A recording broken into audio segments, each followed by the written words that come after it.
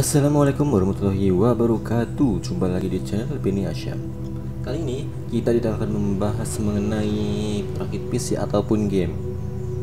Kali ini kita akan membahas yang lagi ramai mengenai tanggapan Kominfo. Belakangan ini ramai mengenai tanggapan Bapak Samuel Abrijani Panggarapan, yaitu Dirjen Aplikasi dan Informatika Kominfo Republik Indonesia. Saya beraksi akan hal ini, dan di mana saya mencoba mencari tahu beberapa game yang memang masuk di daftar PSE ini dan coba cari tahu gamenya seperti apa. Dan saya beranggapan bahwa game ini bermain di area abu-abu, teman-teman. Dan saya bersuara seperti ini karena saya merasa kayaknya perlu ada konten kreator yang memang biasanya ngebahas teknologi dan sekali bersuara ketika ada sesuatu seperti ini. Jadi dari penelusuran daftar PSE asing ini, saya menemukan 5 game yang terdaftar dengan genre kasino seperti domino, slot, kaplek, dan kawan-kawannya.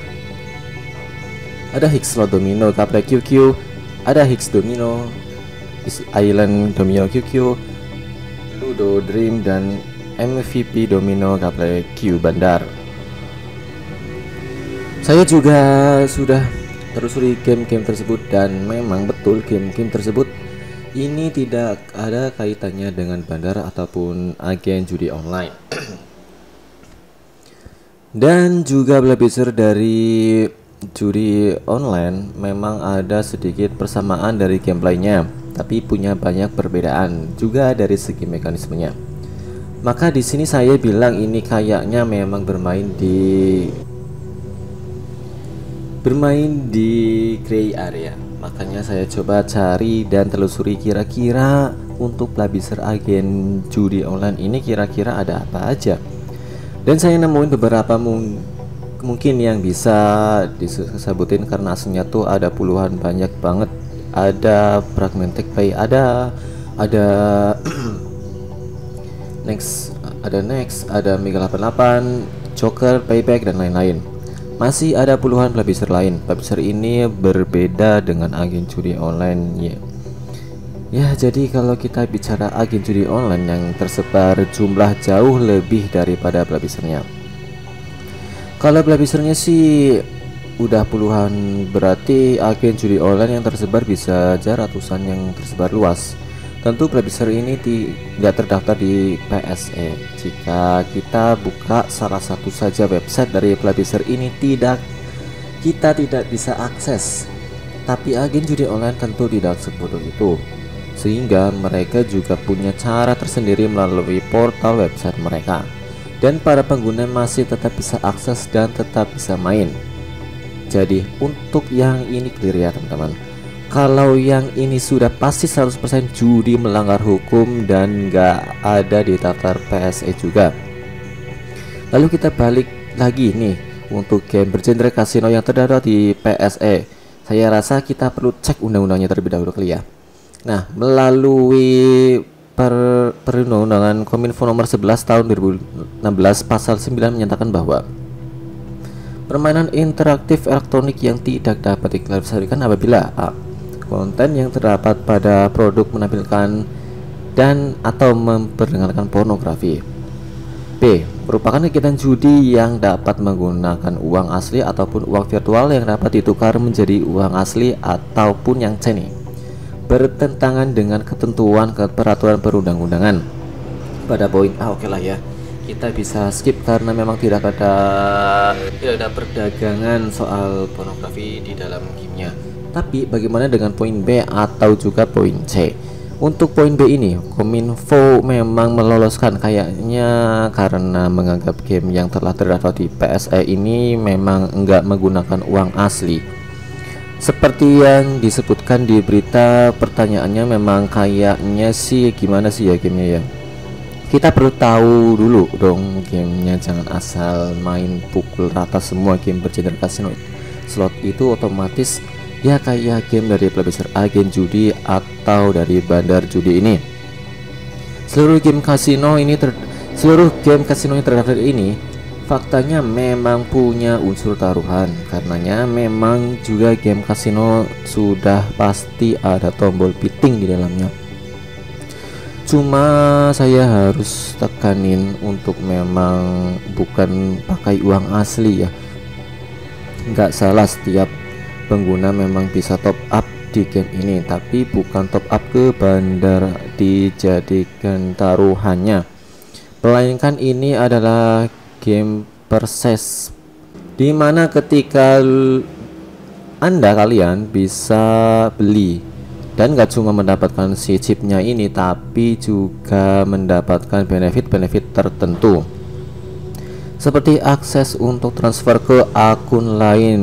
Begitu transfer chip habis itu, kalian juga bisa mendapatkan semacam benefit berupa item dan juga bonus-bonus lainnya. Nah, dan bonusnya ini bukan dalam bentuk uang asli, juga kode shop bahkan menyediakan layanan top up untuk game kasino tersebut mulai dari 5.000. Bahkan game ini menyediakan in-game integrasi langsung dengan Play Store maupun App Store, dan otomatis ada PPN-nya ya kalau melalui platform resmi seperti ini.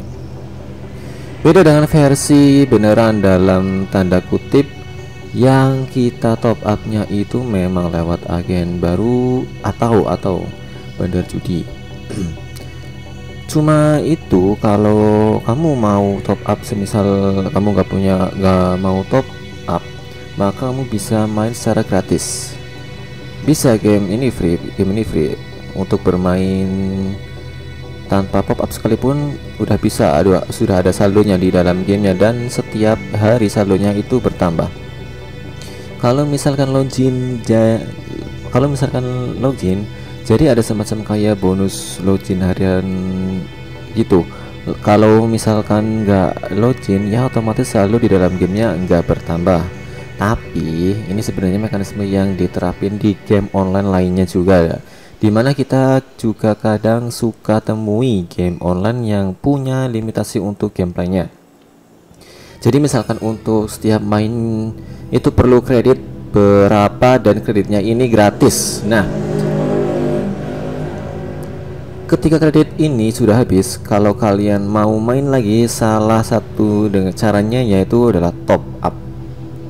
Tapi kalau misalkan nggak mau top up juga nggak apa-apa sih. Biasanya harus nunggu batas waktu, dan batas waktu di setiap game macam-macam. Ada yang menunggu beberapa jam dulu baru kalian bisa main lagi. Ada juga yang harus nunggu di hari berikutnya.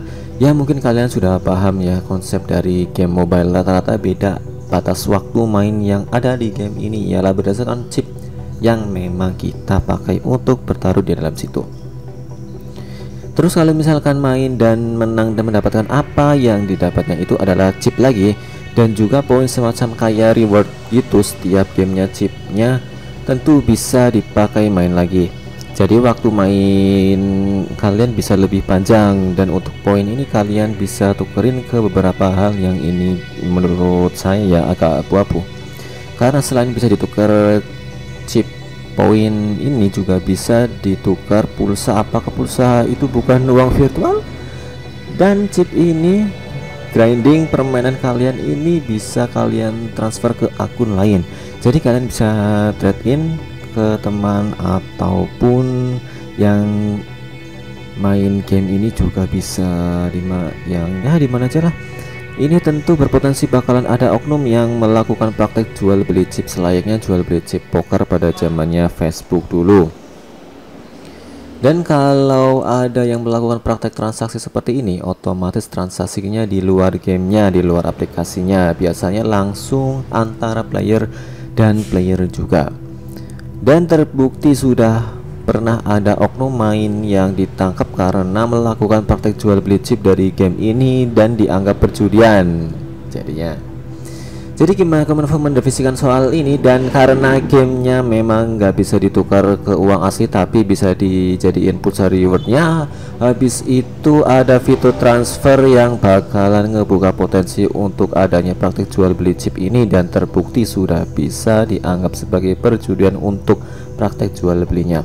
Tapi kita lanjut saja ke poin C karena kita perlu teliti lagi. Di sini saya mengacu pada KUHP pasal 303 ayat 3 yang menyatakan yang disebut permainan judi adalah tiap-tiap permainan di mana pada umumnya kemungkinan mendapatkan untung bergantung pada peruntunan belakang.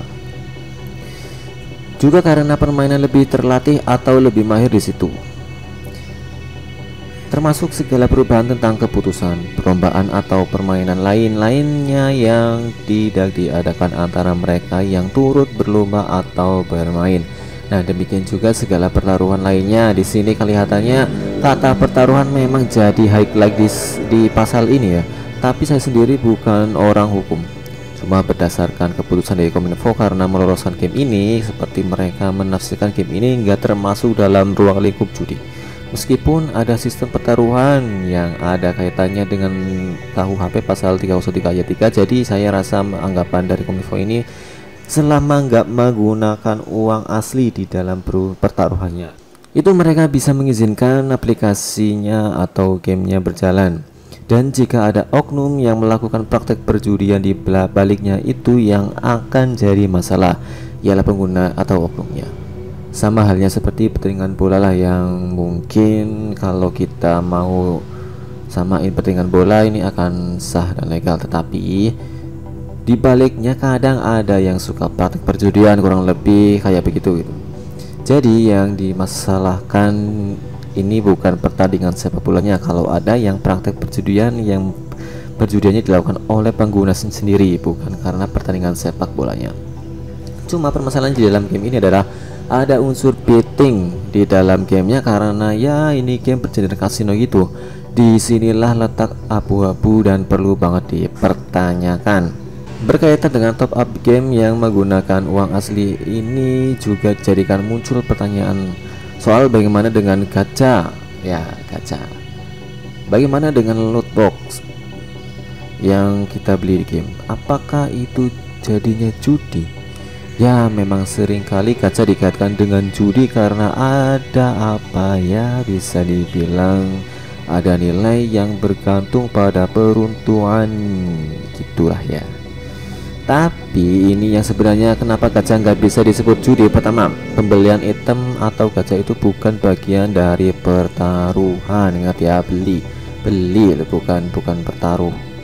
Kalian tujuannya itu yang mau beli item, meskipun ya memang itemnya isinya random, dan itu pun sebenarnya sudah dijelaskan itemnya itu ada item apa aja di dalamnya ya. Itu setiap item berapa persen itu sudah dijelaskan juga. Kedua, kenapa nggak bisa disebut judi? Karena nggak ada istilah zong. Kalau misalkan kalian beli loot box atau kalian gacha itu, ya mau itu kalian mendapatkan nanti mendapatkan SSR, kalian dapat APC, kalian bakalan tetap mendapat item. Kalau misalkan ada game yang memang gacanya kalau udah bayar gacha beli dan ternyata isinya kotak nol, kemungkinan itu dikatain dengan judi ya. Jadi apabila beli kotak misteri box contoh ya, misal contoh, nah itu kalau isinya kosong itu bisa disebut judi. Dan ketika mau kelas apapun item yang kalian dapatkan sebenarnya ini nggak punya nilai lebih ya, dan nggak punya harga lebih dari harga si gacha atau si item loot box ini. Coba kalian perhatikan tipikal game yang memang menekan diajak apa ya, katakanlah mungkin Genshin Impact gacha nih ya, Genshin Impact, stumble guys, apapun itulah ya.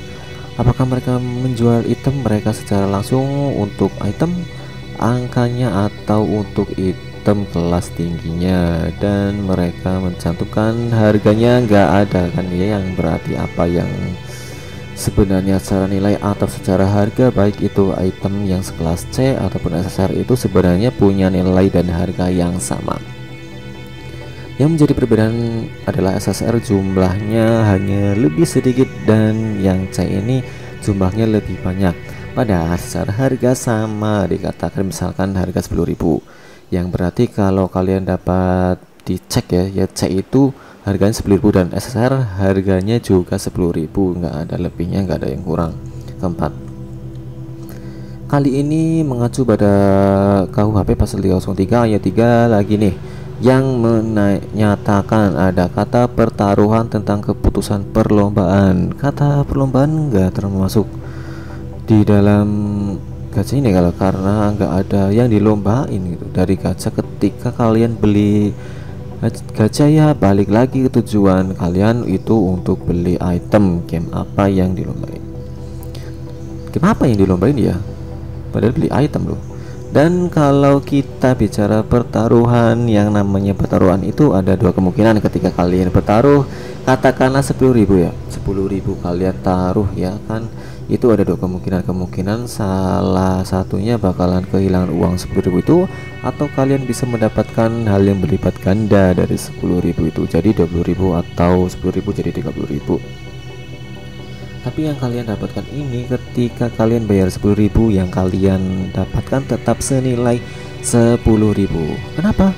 Karena item C dan item SR itu sebenarnya punya harga yang sama seperti yang disebutin sebelumnya. Saya malah bisa bilang kayaknya main capit-capitan itu yang di toko-toko boneka itu ya, level junior kayaknya lebih potensial daripada beli gacha atau loot box nih. Karena jelas lah itu sekali gesek belum tentu dapat, bahkan mungkin satu gesek itu sudah pasti nggak dapat. Bahkan saya pernah mengutip juga penggalangan kalimat yang dari undang-undang tadi soal kemungkinan mendapatkan untung. Beruntung pada peruntungan belaka juga karena permainannya lebih terlatih atau lebih mutakhir. Nah, ini dekat banget kan kaitannya dengan game capit-capitan ini. Sekali lagi, saya bukan pakar hukum, bukan hanya berusaha untuk menjelaskan aja nih untuk game bergenre kasino yang sudah terdaftar di PSE dan juga game bergenre kasino yang memang benar-benar dari agen judi.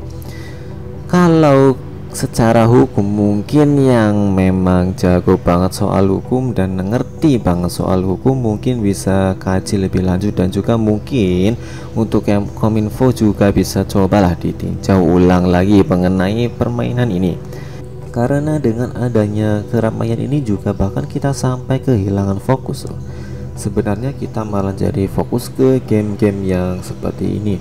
Padahal game asal Indonesia banyak banget yang bagus, inspiratif, menarik, bahkan edukasi banget gitu. Yang kita lupain, kita juga mengelupain digital artist yang memang berdampak, kita juga akhirnya malah jadi ngelupain ya orang-orang yang memang benar-benar terdampak lah intinya gitu.